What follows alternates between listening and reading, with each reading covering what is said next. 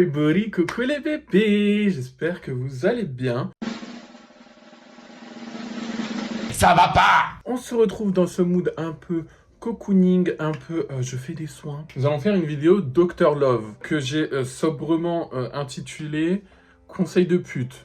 Amen. Comment dire, je vous ai demandé sur Instagram de m'envoyer des histoires et vous aurez des conseils de moi.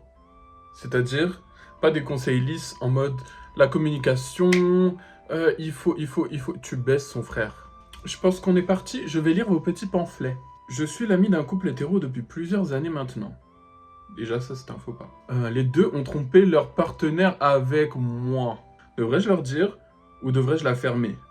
Ou est-ce que je devrais proposer un plan à 3? Premièrement, on va chez le psy.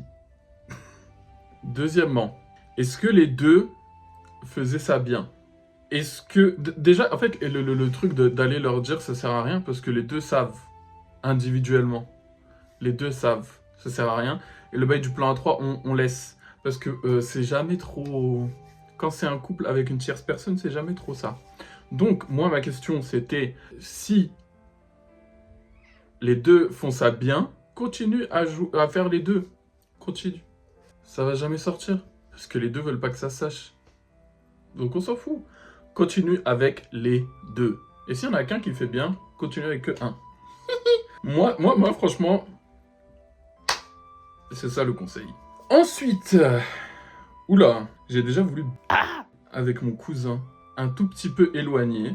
Mais je te jure, je le connaissais pas. Genre, je l'ai rencontré à 16 ans, pardon, et lui, il avait 18 ans. Mais il était frais sa mère, la vérité, je le revois, je lui saute dessus sans retenue.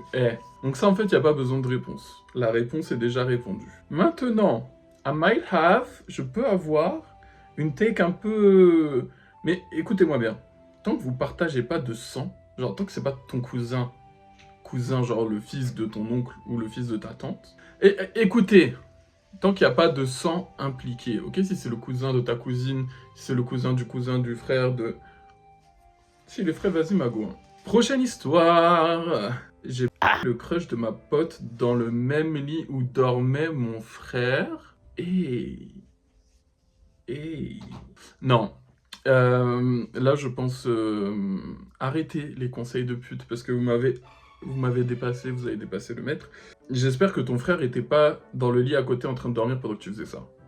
Parce que là, j'appelle la police. Si c'est le lit où il a l'habitude de dormir mais qu'il y est pas là, bon, c'est grave. Vous voyez ce que vous me faites faire? Ou pas? Est-ce que vous voyez ce que vous me faites faire? Il me juge sur mon passé, mais se vante du sien. Quand je lui fais remarquer, il dit que c'est pas pareil. Ma chérie, écoute-moi bien. Tu lui demandes son body count. Tu lui demandes. Tu vois, sans jugement et tout, tu fais en mode, ouais, c'est quoi ton body count? Lui, il te demande en retour, tu dis 0, of course. Allez, 1 si tu veux brouiller un peu les pistes, toujours dire 0 ou 1, max, ok? Il te donne son body count, admettons que ce soit 30. Je te donne une semaine pour aller taper 31 mecs. Voilà, on va voir si c'est pas pareil maintenant. On va voir si c'est pas pareil. Je te donne une semaine. Montre en main. Une semaine. Tu dépasses son body count. C'est quoi cette connerie là? Il dit être malheureux dans son couple, que je suis la seule personne qui le comprend, mais ne quitte jamais sa partenaire. Ma chérie, comment te dire ça? Tu es sa rahba. Ça ne sera pas bipé sur YouTube. Tu es sa... Voilà, donc si quelqu'un est malheureux dans son couple, il finit par quitter le couple. Ok? Si il quitte jamais son couple et qu'il continue à roucouler avec toi, c'est que ça lui convient en fait que tu sois un casse-croûte à côté. D'accord? Après, si ça te plaît, si c'est bien, reste dedans. Mais si tu commences à t'attacher, il faut s'en aller. Il veut savoir où je suis, avec qui, ce que je fais. Il dit que c'est parce qu'il tient à moi. Mais moi, je me pose une question et je me demande est-ce que c'est toxique. Ma chérie, c'est toxique. 1. Et 2, si il veut savoir où tu es, avec qui tu es, quand tu es, c'est simple. Tu sors de chez toi. Tu sors de chez toi. Tu vas voir une copine. D'accord? Pendant que tu es avec ta copine, là, t'as pas besoin de ton téléphone. On est d'accord. Pendant ce temps-là, tu mets ton téléphone, tu caches ton téléphone devant chez son frère. Comme ça, il va avoir la localisation. En plus, il va voir que tu réponds pas. On va voir qui est qui. On va voir qui est qui aujourd'hui, d'accord? Et quand tu as fini avec ta copine, tu récupères ton téléphone et tu rentres, d'accord? En fait, les gens qui veulent trop savoir, il faut leur faire savoir. Il faut les choquer, ces gens-là, pour qu'après, ils n'aient plus jamais envie de savoir. C'est-à-dire que dans la prochaine relation, ils n'auront plus envie de savoir. Et s'ils continuent à vouloir savoir, la fille va m'envoyer un message et je vais lui dire qu'il faut encore lui faire savoir, ok? Quelqu'un qui veut trop savoir, quelqu'un qui te fait pas confiance, tu es où, tu es qui, tu es A, et à un moment donné, il faut lui donner une raison de s'inquiéter. Ok? Ok, ma chérie. Et s'il pose des questions de pourquoi t'étais là-bas, pourquoi... Tu dis, mais j'étais pas là-bas. Parce que s'il prend sa chop et il va chez son frère, il va pas te trouver. Donc techniquement, tu dis que ça a bugué. Oh là là! Merde, on n'est pas obligé de dire la vérité à chaque fois. Quand tout va bien entre nous, le c'est génial. Dès qu'il est fâché, plus rien. Comme une récompense. Ma chérie, le il est génial pour toi ou pour lui? Parce que si le il est génial pour toi, trouve-toi un autre gars. Ok, ce qu'on fait, tu te trouves un autre gars qui te traite bien. Et si le gars qui te traite bien, il fait pas ça aussi génial, tu continues à voir l'autre pour que ce soit génial. Voilà, c'est comme ça qu'on fait, ma chérie. C'est comme ça, c'est comme ça. Et avec du coup le gars en question que tu auras gardé que pour ça, tu fais en sorte que ça aille toujours bien. Tout ce qu'il veut, oui. Tout ce que... J'ai tort, oui. Parce que tu peux pas construire quelque chose avec quelqu'un comme ça. Donc, centre-toi sur ce qui est génial entre vous. Garde que ça. J'ai un crush sur une collègue de boulot où je suis en intérim. Je pense, mais archi pas sûr, qu'elle est Willow. Ok, nous sommes chez les lesbiennes. Bravo les lesbiennes, j'adore les lesbiennes. On continue. Willowers, WWLW, c'est-à-dire Women Love Women. Ah putain, j'avais touché mon masque. Lesbienne. Donc, je pense, mais je suis archi pas sûr qu'elle est Willow. Est-ce que je tente quelque chose? J'ai pas envie non plus de me outer qu'elle soit hétéro et homophobe. Et que je passe une fin de mission horrible. Mais en même temps, I am obsessed, je ne fais que penser à elle, elle m'a jeté un sort. Qu'est-ce que je devrais faire? Ma chérie, écoute-moi bien. Ma tendre chérie commence à lancer des appels de phare. Appel de phare, appel de phare. Et de là, tu vas voir comment elle réagit. Parce qu'un appel de phare, en vrai, tu peux faire genre que c'était pour rire, tu peux faire genre en mode « Ah, c'est juste ma copine, parce que bon... » Si tu n'es pas out, tu peux toujours jouer la fille hétéro qui aime trop kiki avec les filles et qui va dire sur internet je suis bisexuel alors que... non. Donc tu peux toujours jouer cette carte là. Ok? Donc tu lances des petites approches et tu vas voir. Tu vas voir de tes propres yeux. Et si la personne te out au travail et dit que... Ma fille, si jamais elle te out au travail, et ça vaut pour tout, hein. Tu dis que c'est elle. Tu dis quoi? Elle me dit ça alors que c'est elle qui... Même t'inventes des choses. On te out, tu out aussi, ok? C'est bon? Non, faut leur faire lire leur, hein. Moi, je te jure, elle te out, tu out. Même si elle est pas lesbienne, tu inventes. C'est peut-être pas hyper sympa, mais quelqu'un qui out les autres ne pense pas aux conséquences. Donc toi non plus, tu penseras pas aux conséquences, d'accord? Donc tu te dis, mais c'est une blague, mais elle a essayé de me serrer dans les vestiaires la dernière fois. Des trucs comme ça, c'est jamais arrivé, il y avait personne pour vérifier. Quelqu'un qui te out, tu le out. Encore plus que le out, ok? Ensuite, je me suis fait recaler par mon crush. C'est une butch. Ah, on est encore chez les lesbiennes. Wouh, bravo les lesbiennes. C'est une butch. On s'apprécie beaucoup, flirte plus. Genre en mode, elle m'envoie des photos d'elle. Elle m'envoie des photos d'elle dans son ensemble Calvin Klein. Oh waouh. Mais elle me trouve pas assez féminine. Pourtant, je suis femme, mais pas hyper femme non plus. J'ai l'impression que sa rigidité sur les normes de genre nous font passer à côté d'une belle histoire. Tu me conseilles quoi? Moi, je te conseille de lui dire de niquer sa grand-mère là. Toi, tu flirtes avec moi. D'accord? On flirte, toi et moi.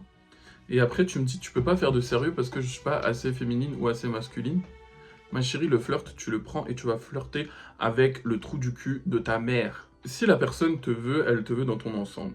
Ça veut dire que tu sois hyper femme ou hyper... dans tous les cas, si elle te veut, elle te veut. D'accord? Si maintenant, elle veut que tu sois plus truc pour lui plaire, tu tu vas te forcer à être plus truc, mais tu vas redevenir toi-même à un moment donné. Donc soit cette poufiasse, elle ouvre les yeux et elle voit que t'es une personne formidable, je pense, parce que t'es pas très moche sur ta photo. Si elle ouvre les yeux et elle voit que t'es une personne formidable et que elle peut t'aimer, mais au-delà de ses idéaux bêtes et de sa construction bête et de son esprit bête et de sa gueule bête, ok, c'est très bien. Sinon, voilà, les trucs comme ça, écoutez-moi bien. Écoutez-moi bien. Quand on te dit tu n'es pas assez, toi aussi dis tu n'es pas assez, mais dans le sens qui va les piquer. Elle, tu lui dis ah ouais, mais toi t'es pas assez masculine pour moi aussi. Elle va se trancher la gorge devant toi. Et c'est tout ce qu'elle mérite. C'est tout ce qu'elle mérite.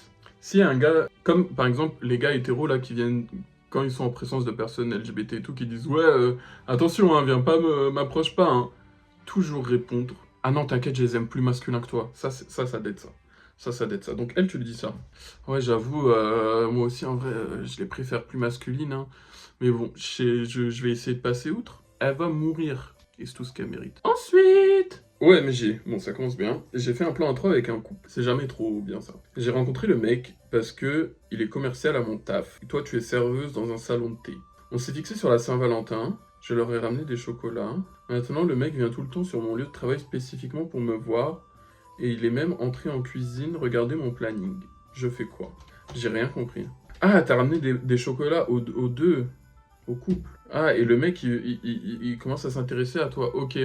Si la deuxième personne du couple dort mieux que le gars en question, là, tu balances, comme ça, il se quitte et tu l'as que pour toi. Si c'est l'inverse, commence à voir le gars en one-to-one. Voilà, c'est tout. En fait, dans la vie, c'est des choix. La vie, c'est des concessions. La vie, c'est ça. Dernière histoire, parce que là, vous commencez à me fatiguer, là. J'ai la chlamydia. Ok. Ok, désolé, j'ai un peu de PTSD avec... j'ai jamais eu la chlamydia, hein. Je connais quelqu'un qui a un prénom qui ressemble et qui me débecte. Donc, pardon, quand je lis chlamydia, je pense à cet horrible personnage qui ressemble... Je saurais même pas dire cette personne ressemble à quoi. En fait, tout ce qui vient dans ma tête, c'est des choses jolies. Et vraiment, j'ai jamais vu une aberration de la sorte et quelqu'un qui crache au visage de Mère Nature de la sorte. On peut reprendre. J'ai contacté tous ceux avec qui j'ai... Dans le mois, aucun n'a voulu se faire tester parce que c'était pas sûr que c'était moi. Ma chérie, c'est leur problème. Tu les as prévenus. Ils veulent pas se faire tester. C'est leur problème. Toi, tu couches plus avec eux. D'accord? Et si tu couches avec eux, tu te protèges. Excessivement. Tu te protèges même plus que la normale.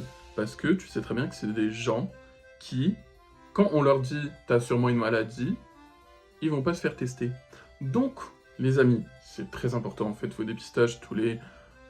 Le mieux, c'est tous les 3 mois, mais allez, même tous les 6 mois, c'est bien. Faites vos tests, protégez-vous. Oh mon Dieu, protégez-vous. La PrEP, ça protège que du VIH. Donc si quelqu'un te dit « Ah, mais je prends la PrEP, donc on peut faire sans », non. Enfin, vous faites ce que vous voulez, mais non. Parce qu'il y a des maladies, on se dit « Oui, mais il n'y a que le VIH qui peut pas être soigné, le reste, ça peut être soigné. » Ma chérie, dans ma vie, j'ai eu 2 amis qui ont eu des IST qui sont révélés être archi graves. Les 2 personnes, j'en connais, j'ai une personne qui a passé genre 1 mois à l'hôpital, en tout 2 mois pour se remettre. J'ai un autre ami qui aussi, qui avait passé 1 mois à être en train de crever dans son lit, à ramper pour aller aux toilettes et tout. Les filles, il n'y a pas que le VIH dans la vie. Donc, si quelqu'un te dit « je prends la PrEP », tu lui dis « d'accord ». Parce qu'en plus, t'es même pas sûr de qu'ils la prennent vraiment ou qu'ils la prennent bien, genre aux bonnes horaires, parce que la PrEP, ça se prend à horaire fixe, etc. T'es jamais sûr. Donc, on met le plastique. On met le sachet. Voilà, c'est tout. Après, quand vous êtes dans une relation exclusive et que ça fait plus de 3 mois que vous recoulez et que vous vous êtes fait tester et qu'il n'y a rien, ok. Mais là, en plus, tu leur dis qu'ils ont potentiellement la chlamydia, et ils te disent bah, « je vais pas me faire tester ». Ma chérie, envoie leur profil à toutes les personnes que tu connais pour qu'ils n'aillent pas coucher avec ces personnes.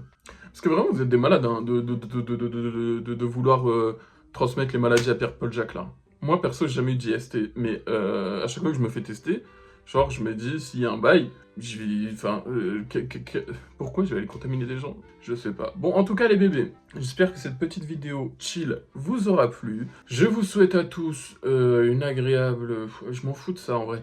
Mettez-moi en commentaire... Envoyez-moi sur Insta des histoires pour la prochaine vidéo. Voilà, on fait ça. Vous vous abonnez, vous likez, et vous partagez à vos pères et à vos psys. Surtout à vos pères, s'ils sont beaux. Allez, bisous!